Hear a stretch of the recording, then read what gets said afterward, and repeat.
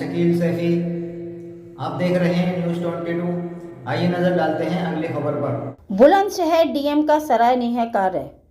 घर से निकाले गए 88 साल के बुजुर्ग को डीएम ने वापस घर भिजवाया। बेटे ने घर से निकाल दिया था 88 साल के बुजुर्ग बाप। ग्रेटर नोएडा में रहता है पीड़ित का करोड़पति बेटा। डीएम के पास गुहार लेकर पहुंचे थे बुजुर्ग। डीएम के फोन से बात करने पर बाप को ले जाने को राजी हुआ बेटा। गेल इंडिया में जनरल मैनेजर बताया जा रहा है बुजुर्ग को घर से निकालने वाला आरोपी बेटा। घर से निकाले जाने के बाद से बुलंदशहर में रहते हैं 88 साल के बुजुर्ग।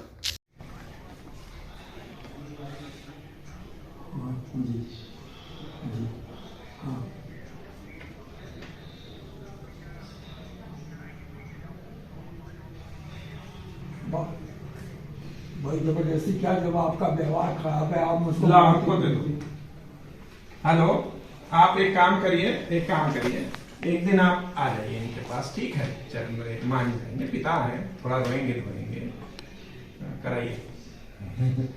ठीक, बिल्कुल हमने कह दिया। अब आप जान रहे हो उनकी अवस्था 60 साल से ऊपर की।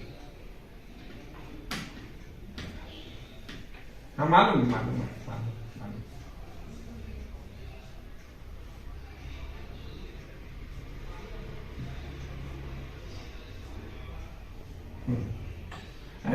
ऐसा है।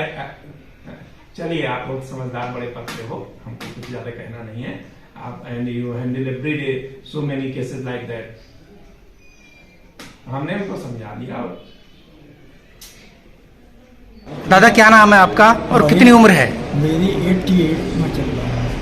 अच्छा, क्या समस्या है? जिलाधिकारी साहब के पास आप आए हैं, क्या समस्या है आप? समस्या ये है कि मैं वहाँ अकेला रहता था। 4 तारीख में मेरी एनएससी की किताबें उसने छीन ली थी डाकखाने की। किसने? लड़के ने। बोले कि ये पैसा मैं लूँगा, आप ये मैं जो निकला आइडर सर्वाइवर के नाम थी, तो उसने कैश करा ली। उनमें से मैंने कहा तो 1 लाख रुपए मैं निकाल लूँगा, आप क्या दस्तखत कर दीजिए। उसने दस्तखत कर दिए थे। मैंने 1 लाख रुपये उसकी किताब से, उसने जो तीनों मेरी एनएससी की किताबें थी ना, अपने अकाउंट में डाल दिया था आइडर सर्वाइवर के नाम से। तो 4 तारीख में, पहली तारीख में लौट गए थे। बरसी माँ थी मिसिस की, तो ये लोग 28 में आए थे और पहली में लौट गए थे 9। फिर 4 तारीख में जैसे मैंने 1 लाख रुपए निकाले तो बहुत गुस्सा हुए। बोले कि आपने क्यों निकाले? मैंने कहा मेरी 3 लाख की किताबें थी तो मैं जबरदस्ती छीनी है, मैंने तो 1 लाख निकाला।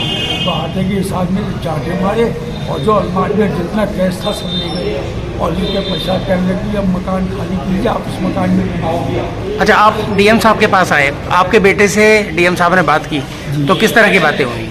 हाँ, डीएम साहब ने कहा कि आप लड़के के पास जाके रहिए, हमारे वक्त नहीं। हाँ, तो आपके बेटे से डीएम साहब ने बात की? जी हाँ। तो आपकी भी बात कराई? हाँ। क्या बात हुई आपकी? तो कहने लगा कि आपको जब सामान से ले जाना हो तो मैं आ जाऊंगा, और आपके मतलब डीएम साहब से क्यों इस किस्से को बढ़ा रहे हैं? हाँ, मैंने कहा मैं तो नहीं बढ़ा रहा भाई, तुम चाबी ले गए, मुझको घर से निकाल दिया आपने, चाबी ना। अभी वापस बुलाने की बात कर रहे हैं वो? हाँ। बेटा आपका वापस बुलाने की बात कर रहे हैं? हाँ। क्या कह रहे हैं? कह रहे हैं कि आप आन के यहाँ एक दिन को आ जाओ, उनको ले जाओ समझा सुनी पर। हाँ। अच्छा, तो साथ रखने के लिए तैयार हैं कि नहीं है? नहीं, साथ रखने के लिए तैयार नहीं। साथ दोनों का बिहेवियर, उनकी मिसेस का बिहेवियर मेरी कुछ बहुत खराब। अच्छा। हाँ, चाय ना बना के देना, खाना नहीं देना। हाँ, तो कब तक ऐसा रहूँगा मैं? तो आपके बेटे कौन सी कंपनी में है, कहाँ क्या करते हैं? गेल कंपनी में जनरल मैनेजर है। और आप कौन से पद से रिटायर हैं, कौन से विभाग सब से? Divisional officer agriculture extension.